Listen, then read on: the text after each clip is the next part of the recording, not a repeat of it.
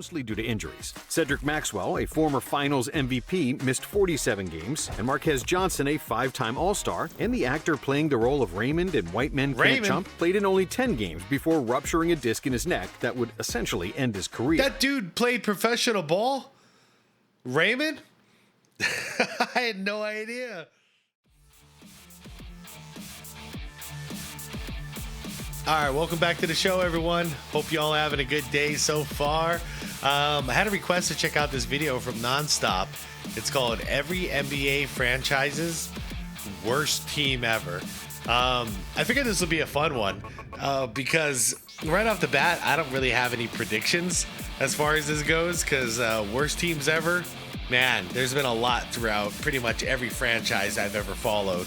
So this should be interesting because they did all the homework and all of us, we get to just enjoy it. So as I always do, I'm going to link the original video down below in the description for you all. If you want to check out Nonstop's channel, it's a monstrous channel with 1 million subscribers. Little hit and miss. Sometimes, actually, I'll be honest, most of the videos I really enjoy. Just tends to be whenever LeBron James is brought up. They have kind of like a paid actor kind of mentality with LeBron stuff, but outside of that, they do have some pretty good takes. So I am looking forward to a video like this. Should be pretty non-biased and it should be pretty entertaining. Anyways, everybody, as always, please leave this video a like. It helps out a ton, and that's what keeps making this this channel grow. Between that and all your awesome comments down below, that way we always have a good conversation. How about this? Whatever team is your team? Like for me, it's the Suns. What's the worst team you remember? What's your vote? Like for your team, what was the worst team in your franchise's history that you remember? The Suns one is hard because we've never been terrible. Maybe like 2003, 2004, we could say for the Suns, but I don't even know. That's the thing. The Suns, we're always hanging around. We're always competing, but we never win a damn chip. So anyways, let's get into this. Every NBA team sucked. Some franchises had their worst seasons due to injuries, or some it was bad trades. But most teams' ultimate downfall was inexperience mixed with a lack of talent. For two franchises, their worst campaign ever happened in the 23-24 season. So here are the worst seasons for every NBA franchise. All right, let's do it. Starting with the worst NBA team of all time. Oh, no. 2012 Charlotte Bobcats. The 2012 season started after a lockout and was shortened to 66 games. But for Charlotte, it would be better if the season didn't start at all, because all year So it's long, official. This is worse than last season's Pistons team, huh? By the way, I think we know what the worst Pistons team of all time was, right? they were a punching bag for the rest of the NBA. Playing with a bunch of inexperienced players, with almost zero shooting and rebounding, the Bobcats emerged victorious in just 7 out of 66 games. Damn. And their 10.6% win percentage is the worst in NBA history. The 2012 Bobcats had the worst offense and the worst defense in the league, and their minus 15.2 net rating tied the worst of all time. However, just 4 years later, one team tried their best to beat that mark because they were literally trying to lose games on purpose. It was the Philadelphia 76ers, whose GM Sam Hinkie wanted to deliberately lose for several years to get high draft picks and become a contender in the future. Hinkie tried to justify those painful years with the mantra, trust the process. It's not about how it turns out. It's about what you knew at the time and how that plays out for your particular team and for their particular team. Which, well, with that strategy, you got what you deserved. You got a couple of soft people like him, Mr. Embiid, and Ben Simmons. You got what you asked for. Hope it was worth it. In all honesty, it kind of worked. After they finished the 2016 season with the league worst 10-72 record, including 26 consecutive losses, they got the #1 pick in the draft. But even with all that, despite the most hardcore tanking in NBA history, the process wasn't the most dreadful iteration of the 76ers. Because in 1973, the Sixers had an even worse season, with just 9 wins and 73 losses. Good Lord. After they won 30 games the previous season, a couple of key players left the team. Add that with a few injuries and some bad luck in close games, and you get a Sixers team that opened the season with 15 straight losses. Wow. It was soon followed by another streak of 20 consecutive losses. And until the Bobcats broke their record, they must have been giving away tickets for like pennies. the 73 Sixers, with an 11% win percentage, had the worst regular season of all time. And if there was an award for the worst decade in professional sports, that award would probably go to the 90s Dallas Mavericks. After they made the 1990 NBA playoffs, the Mavs went through a 10-year postseason drought. And during that period, they averaged just 24 wins per season, including the 2 worst seasons in franchise history. Damn, I don't in remember them being that 1993, bad the in the Mavericks 90s. had one of the least experienced teams ever, as 13 of their 18 players were either rookies or sophomores. With the season-ending injury to Fat Lever, Derek Harper was the only guy on the roster who wasn't playing on a rookie contract. And with that kind of inexperience, it wasn't strange that they went through the longest ass-whooping of their lives. The 93 That's true. Mark Cuban did say that was one of his motivations to buy the team. Like, he loved the Mavericks and they sucked. So he wanted to turn it around. And turn it around he did, really fast too. Mavs won just 11 games, with the worst offensive and defensive rating in the NBA, and set the NBA record for the worst net rating of all time, which would later be tied by the 2012 Bobcats. The Mavericks also have the record for the worst point differential of all time, finishing the 93 season with a differential of negative 1,246 points. And the next season, the situation barely improved, as the Mavs won just 13 games, which set the record for the worst 2-year stretch in NBA history. But 5 years later came a team that came very close to beating that record. It all started in 1996, when the Denver Nuggets made a series of bad decisions. First, they let Dikembe Mutombo walk away for free, declining his wish to sign a 10-year contract. Then they traded Mahmoud Abdul-Rauf and Jalen Rose, and all they had left was unproven young players and aging vets. After losing their most I just had a thought. Is the Chicago Bulls worst team going to be the 98-99 team? Or right around there? Somewhere between 98 and 2000? Or is it going to be before Jordan? It's got to be one or the other. Before or after Jordan? Talented players, Denver won just 21 games in 1997. And you'd think they'd learn that trading away good players isn't a recipe for success. But they didn't. Also trading away Antonio McDyess, the second overall pick from the 96 draft, and their best defender. And it went from bad to worse. Eric Williams, the guy that came in for McDyess, played just 4 games before he injured his knee. And the Nuggets started the 1998 season 2-38, which included a then record of 23 consecutive losses. For the entire season, Denver won just 11 games. And this is why I'm happy for Denver fans right now.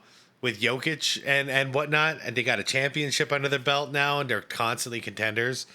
They've had to deal with some crap out there in Denver. The worst offense and defense in the league, and the second worst net rating ever, trailing only the 93 Mavs. In the next season, they won 14 games in a locked-out shortened season, and they remained horrible until they drafted Carmelo Anthony in 2003. Still, while some teams sucked for a decade, there was one franchise that was an NBA laughingstock for half a century. Before the Lob City era and Steve Ballmer's purchase of the team, the Clippers were the most unsuccessful franchise in the NBA, and by a wide margin. Between 1970, Danny Manning is like the only notable person I can mention up until like the 2000s. and 2011, the Clippers made the playoffs just 7 times, winning only 2 playoff series in 40 years. Crazy. There were plenty of horrible Clippers teams during that stretch, but the award for the worst one goes to the 1987 team, albeit mostly due to injuries. Cedric Maxwell, a former Finals MVP, missed 47 games, and Marquez Johnson, a 5-time All-Star, and the actor playing the role of Raymond in White Men Can't Jump, played in only 10 games before rupturing a disc in his neck that would essentially end his career. That dude played professional ball? Raymond? I had no idea. Oh man, I was thinking about him putting on that ski mask and then robbing a damn the convenience store, and the dude's like, Raymond, is that you, Raymond? Get the fuck out of here. The Clippers didn't make the playoffs the previous year with Johnson and Maxwell at full strength, and without their two best players, they were doomed. The Clips lost 70 games that season, breaking the NBA record for the worst defensive rating ever at the time. And if there's any team who knows the Clippers' pain of living in the shadow of one of the most popular franchises on the planet, it's the Nets. New York's other team was always treated with a dose of condescension by the Knicks fans, even though the Nets were often more successful, especially when they played in New Jersey during the early 2000s. It's sad. Even when they were going to the finals, it was still hard to take them serious. 2 years before they relocated to Brooklyn in 2012, the Nets suffered the worst season in franchise history, going 12-70 in the 2010 season. Apart from Brook Lopez, who was in his second season, it was a team full of bench players who suddenly got a chance to play due to the lack of talent on the Nets. They started the season with 18 straight losses and had just 3 wins in the first 43 games. That's right, 2010. So J-Kid was back with Dallas at that point, right? Firing 2 coaches in the process. But nobody could help them as they were simply too depleted of talent. And when you're under-talented, but also very disorganized, then you have a recipe for disaster. In 2005, the Atlanta Hawks went through one of the biggest personnel turnovers in franchise history, bringing in 8 new players and getting rid of nearly all the starters from the previous season. Nobody expected this team to be good, but when their best player, Antoine Walker, got traded mid-season, paired with a couple of injuries to Tyronn Lue and Tony Delk, the Hawks started losing in bunches. Atlanta won just 3 of their final 35 games, finishing with a 13-69 record and the worst net rating in the NBA. But next, we have a franchise that was so bad, they had to change countries. We're talking about the Grizzlies, who were founded in Vancouver in 1995, where they completely stunk up the place. In the 6 seasons the Grizzlies spent north of the border, there he is. Where is he? Big Country Reeves. Big Country. He's the guy who Shaq feared the most. They never even managed to eclipse 23 wins. The Grizzlies drafted poorly, and because free agents probably considered retirement, Abdul-Rahim was awesome too. Before moving to Vancouver to play basketball, they had no hope of improvement, averaging just 17 wins per year during their time in Canada. And the worst of those 6 seasons was in the lockout-shortened 1999, when the Grizzlies went 8-42, led by Sharif Abdul-Rahim and rookie Mike Bibby, who were the only players on that team even worth mentioning. Of course, the legendary Big Country Bryant Reeves was also there, but he started having injury problems and missed half the season, retiring after the Grizzlies' last season in Canada. And the most recent team on this list was setting negative records in 2024, when they broke the most infamous record for most consecutive losses in a season. Of course, we're talking about the Detroit... Shout out Commissioner Dynamo, let's go!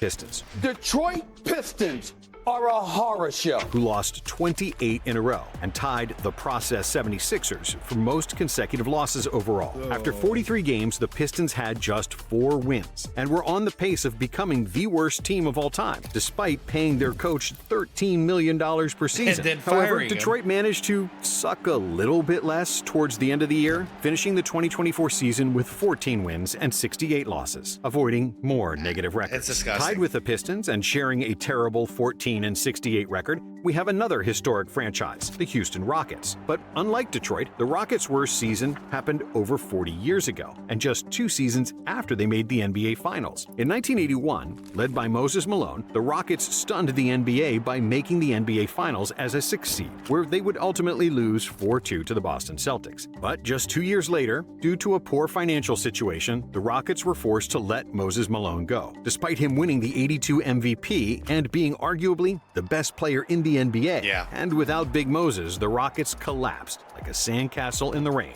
In 1983, their leading scorer averaged just 14.8 points per game, and their net rating of -11.2 was the 2nd worst ever at the time. But after winning just 14 games in 1983, the Rockets secured the #1 overall pick, which they used on Ralph Sampson. And in 1984, they got another first pick, drafting Hakeem Olajuwon. It's still crazy that they went for two big guys back to back. Houston Rockets select Hakeem Olajuwon. Now, I mean, I know we all know who Michael Jordan ended up becoming, but he could have done a duo of Samson and MJ. They could have picked them, but they doubled down and went with the Twin Towers. I mean, it still worked out for them. They got two championships out of it. of the University of Houston. In just 3 years after their worst season ever, they were in the NBA Finals again, providing their fans with an unbelievable emotional roller coaster in a span of 5 years. And if you remember the Golden State Warriors' worst season ever, congratulations for living a very long life. And for everyone else, the worst season for the Warriors happened while they were still in Philadelphia in the early days of basketball, dating all the way back to 1953, which was only the 4th season that the league was called the NBA. There were only 10 teams back then, and 8 of them made the playoffs, but the Warriors weren't among them because they had a horrible 12-57 record. As a team, they shot just 36% from the field and 68% from the free throw line. But you can probably still find some old-timers out there who would say that was real basketball. And those guys would beat Steph Curry and the current Warriors players. And the next team is the most decorated franchise in the NBA, with 18 championship banners and very few losing seasons. There's after Bird retired in I'd say 94, maybe 93, 94, something like that is what I'm predicting here. Outside of that, the Celtics have always been somewhat of a contender. But the Celtics had a dry spell between Larry Bird's retirement and the arrival of the truth. Between their inaugural season in 1947 and 1993, the C's missed the playoffs a total of 7 times in 46 years. And then they missed it 6 times in a row between 1996 and 2001, including a horrendous 1997 season when they won just 15 games and lost 67. The 97 Celtics didn't have a lot of talent to begin with, but when their 2 best players, Dino Radja and Dana Barros, got hurt and missed the majority of the season, it got ugly quickly. Yeah, shout out to both of those guys, Radja and Barros. That's how the Celtics ended up with their worst season in franchise history. And a similar fate struck another perennial winner of the Larry O'Brien Trophy, who suffered their worst season just 3 years after winning an NBA title. But unlike the Celtics, the Bulls haven't recovered since. And it doesn't look like they will if we look at the current roster. It's the curse of Jerry Krause. Still, however bad the Bulls may look now, they will hardly be worse than the 2001 team. After 1998 and The Last Dance, all of the Bulls championship players either retired or left the team within 2 years. I'm sorry, but it's karma. Krause thought it was all about him. He could rebuild it, no problem. And he expected MJ to be hanging around during this time. What a dumbass. What a freaking dumbass. It's exactly what he deserved. Sorry, Chicago fans. You got 6 rings. But this is for Jerry Krause. He deserved this. He deserved it. To become, within 3 years, to become the worst team in the league. Yeah. From winning 3 championships in a row. And you could have gone back for another one. That's what you get. When the 2001 season rolled around, Chicago's basketball team looked unrecognizable. Even though they had Ron Artest, Jamal Crawford, Brad Miller, and Elton Brand, who all had great NBA careers, they were all young back then, with no experience. And the Bulls, as a whole, were awful. Yeah. With the worst net rating. They had a solid coach like Phil Jackson. It might have worked out. Franchise history and a 15-67 record. And this next team used to be famous for losing to the Bulls and Michael Jordan. Before they drafted LeBron, losing to Jordan in the 1992 conference finals was as far as the Cleveland Cavaliers could go. And they had the reputation as one of the least successful NBA franchises, winning just 4 playoff series in their first 35 years of existence. Furthermore, the Cavs are one of 4 teams on this list to match their worst record in a season more than once. Cleveland had 2 seasons with a 15-67 record. Wow. Once in their inaugural NBA season in 1971, and then again in 1982, in a season where they played 23 different players and exchanged 4 head coaches, only to end up losing more games. And just like the Cavs, the Miami Heat also had 2 horrible seasons, with the same 15-67 record. And just like the Cavs, the first of those seasons happened in Miami's inaugural year in the NBA, which was to be expected for an expansion team that formed its roster from players that the other teams didn't want. Yeah, it totally is. The second time the Heat had a 15-67 season, it was just 2 years after they won the NBA title. In 2008, Shaq's production was falling off a cliff, and he was feuding with coach Pat Riley, nearly getting into a fistfight with him, after which O'Neal was traded to Phoenix. Yeah, and Steve Kerr, you messed this up. I got so much respect for Kerr, but he freaking when he was our GM, he blew this. He blew this. Our whole identity was gone. No offense to Shaq. He just didn't belong on his offense, and he knew it. Like, we're the fastest team in the league, and you're going to get the biggest, slowest guy to join in. Like, it just doesn't make any basketball sense. And I'm surprised Steve Kerr would do that, of all people. And with injuries to both Dwayne Wade and Udonis Haslem, and the advanced age of Alonzo Mourning and Jason Williams, it wasn't a surprise that this Heat season went down the drain. And 1 year after Miami, the Minnesota Timberwolves came to the NBA in an expansion that also saw the birth of the Orlando Magic. And like all the expansion franchises, the Timberwolves weren't any good, winning an average of 21 games in their first 6 years. Man, I don't think, they had no success until KG showed up. Till they drafted Kevin Garnett and finally started seeing some W's in the win-loss column. The worst of those early years, though, was the 1992 season, when the Wolves posted a 15-67 record. Damn. A feat they would match in 2010, with the likes of Darko Milicic, Sasha Pavlovich, and Ryan Gomes playing significant minutes. And this next team had a league MVP and one of the best European players ever on their roster. They just didn't know it yet. With a 15-67 record in the 2013-2014 season, we have the Milwaukee Bucks, when Giannis was just a skinny rookie, and Chris Middleton was a second-year guy who had just started showing flashes of potential. The first option on the team was Brandon Knight, a guy who was most famous for getting his ankles broken by Kyrie and dunked on by DeAndre Jordan. Oh, man. Oh, no. Wrong place, wrong time. So it's no wonder this team wasn't that great. And the final franchise with a 15-67 record as their worst season is a team from last year. And that's the 2024 Washington Wizards. Yeah, Jordan Poole. When your best players are Jordan Poole, who appeared on Shaqtin' a Fool more than any other player last year, people random and Kyle Kuzma, who looked more concerned with fashion than winning games, and it's no wonder that you won just 15 times in a season. But unlike the Wizards, the Phoenix... I'm not a Jordan Poole fan, you guys. It's...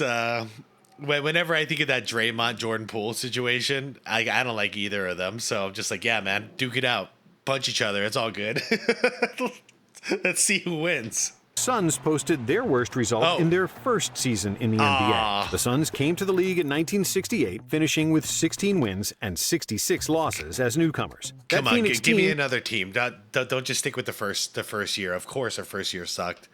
Wasn't that bad offensively, and they even had two All-Stars in Gail Goodrich and Dick Van Arsdale. But the first-year Suns were a black hole on defense, giving up 120 points per game, which was the main cause of their bad record. And moving from sunny Arizona to icy Canada, we have the Raptors, who came to the NBA. I was curious what the second worst Suns team was going to be, but I'll have to look it up. 1995 and had their worst season ever in 1998, even though they had multiple Hall of Famers on their roster. The 98 Raptors started the year 1-19, after which they traded the biggest star on the team, Damon Stoudemire. The guy they traded for, Kenny Anderson, refused to play for the team because he believed the Raptors were trash. So Toronto was forced to make another trade, acquiring future Hall of Famer Chauncey Billups and pairing him with Tracy McGrady. But both T-Mac and Chauncey were just rookies, and they couldn't help Toronto win games, as the Raptors finished the season with a 16-66 record, which was bad. But it also gave them the opportunity to draft the most important player in franchise history. Vince Carter was supposed to be the next Michael Jordan, but the only true heir to MJ's throne... Man, to think that they had... Expressing your inner turmoil, girl. Huh? All right. Crazy to think they had T-Mac and Chauncey like that. And, of course... Vince Carter. It's crazy, all the talent that they had all at once. Proved to be that little Laker boy who wanted to take everybody one-on-one. I don't Laker boys want to take everybody one-on-one. Thank you, you're going to make it. I'm going to make this a one-on-one game. Hence, this may be hard to believe, but the worst season in Lakers history happened with Kobe on the team. Albeit, it was also the worst season of Kobe's career. It was the 2015-2016 season, when the Lakers were less concerned about winning games and more focused on the enormous media attention of Kobe's retirement tour. The Lakers won just 17 games that season, but outside of Lakers fans, nobody really cared, especially after Bryant scored 60 in the last game of the season, dropping the mic on a legendary career. Mamba out.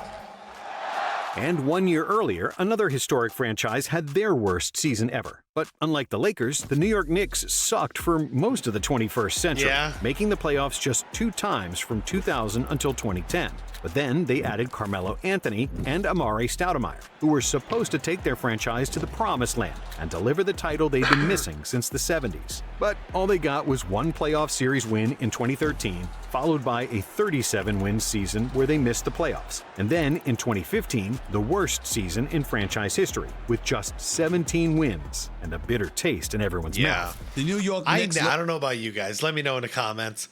I never believed in that Melo and Amari combo. I never for 1 second thought they were going to really do anything special. Look like straight trash.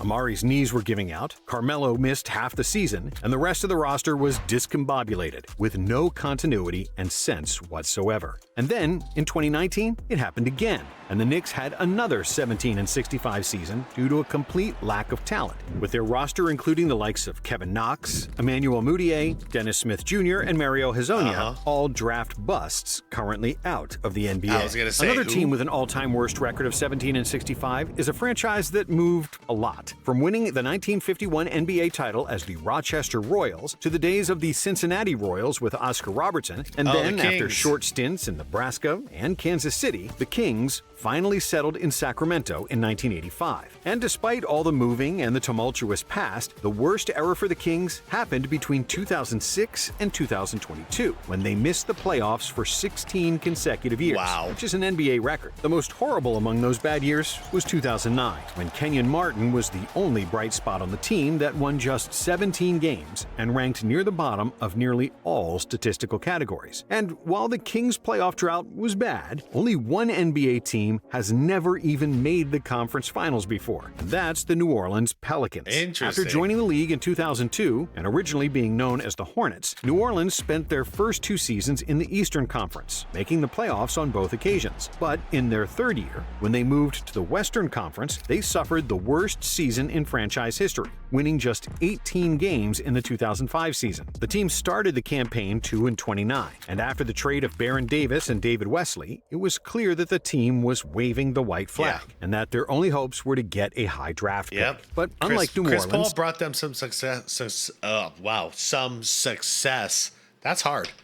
The next franchise started their worst season with promising results. The year was 1989, and the Orlando Magic had just joined the NBA, starting their first season with 7 wins and 7 Shout losses. out to Scott However, Skiles. there was a landslide from there. Even though the team had the 5th best point total in the league, their defense was dead last, conceding 120 points per game. The Magic finished the season with an 18-64 record, and to their credit, it was the only season in franchise history where they failed to win at least 20 games in a season. And similar to Orlando and many other teams, the Portland Trail Blazers had their worst season at the beginning of their NBA road, in their second season. It was 1972, and the Trail Blazers clearly had some growing pains trying to establish an NBA franchise. Coach Roland Todd was fired late in the season and replaced by Stu Inman, while players battled with management over that decision and kept piling on losses, finishing with an 18-64 record. Hey, it not was that a bad. tumultuous first few seasons, to say the least, and it took Portland 7 years to make the playoffs. But when they did, they immediately won the NBA championship, led by Bill Walton. And next, we have the team with the best all-time record, winning close to 60% of their regular season games. It's the San Antonio Spurs, who haven't had many losing seasons. From 1976 until now, the Spurs have had a losing record just 11 times, and only in 4 seasons did they this is going to be pre-Wemby. win less than 30 games. Their worst record happened in 1997, when an injury to David Robinson and tanking for Tim Duncan contributed to only 20 wins. But it was worth it. They got the first overall pick and the right to select Timmy, the greatest player in franchise history and one of the 10 greatest players of all time. And this next franchise was founded... So they've tanked twice now to get a hell of a pick. One for Duncan, one for Wemby. The same year as the Spurs, the OKC Thunder, an artist formerly known as the Supersonics, playing in Seattle for 40 years before relocating to Oklahoma in 2008. The franchise made 4 NBA Finals and won 1 championship, and were generally more successful than not, without many catastrophic seasons. Their worst year came in 2008, their last season in Seattle, when the Supersonics finished with a 20-62 record, led by a rookie Kevin Durant. And just like the Supersonics, the Indiana Pacers were also founded in 1967. But they first joined the ABA, becoming a member of the NBA after the merger of the two leagues in 1976. After they won 3 ABA titles, the Pacers weren't as successful in the NBA, and during their first 13 seasons, they made the playoffs just 2 times. Wow. The least successful of those early seasons was in 1983, when they had the youngest team in the NBA, finishing with a 20-62 record. So Indiana fans really got to give Reggie Miller some praise, because he brought them some exciting years his whole career. And finally, we have the Utah Jazz, whose worst season is the least bad out of all NBA franchises. Founded in New Orleans in 1974, in their first 50 years as an NBA franchise, the Jazz have only had 7 seasons with less than 30 wins. And their worst season occurred in their first year in the NBA. Go figure. Even though they had the legendary Pete Maravich, the Jazz couldn't escape the purgatory of an expansion team, winning just 23 games in the regular season. Thanks for watching. And if you like this video, we have another one for you right here.